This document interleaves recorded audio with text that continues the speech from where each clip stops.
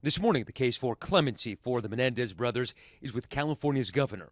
A letter supporting their clemency sent overnight by LA's DA George Gascon, who wrote they have respectively served 34 years and have continued their educations and work to create new programs to support the rehabilitation of fellow inmates. If the DA actually believes that you should have your sentence commuted, that's going to go strongly with the governor when he considers it. By law, Governor Newsom is forbidden from making a decision on the case for 10 days until November 7th. But he recently weighed in on it during his podcast, Politicking. What matters are the facts. What matters is justice and fairness, not treating them any worse because they're celebrities, not treating them certainly any better because they're celebrities.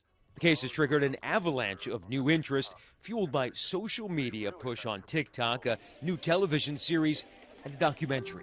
Were you scared? Very. The Menendez brothers have served 34 years for the brutal shotgun murders of their parents in 1989. There are now 3 possible tracks for their release. The first is that request for clemency from the governor, which could shorten their sentence to time served. The second is the LADA's call for them to be resentenced.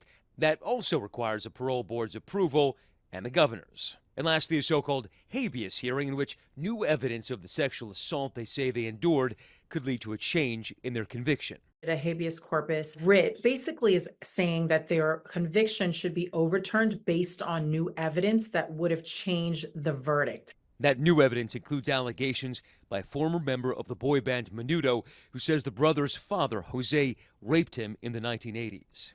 In addition, a newly discovered letter Erik wrote to his cousin described his father's alleged abuse months before the murders.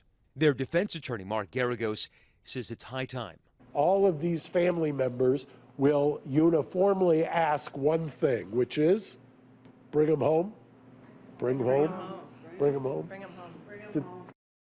So let's talk timing. If Governor Newsom grants clemency or if they're resentenced, both of those possibilities still require a parole board to sign off and could take up to a year. The only way the brothers could be out quickly is if a judge agrees to reduce their conviction from murder to voluntary manslaughter. But as one official told me last night, this is not TV. The doors don't just open and they walk out.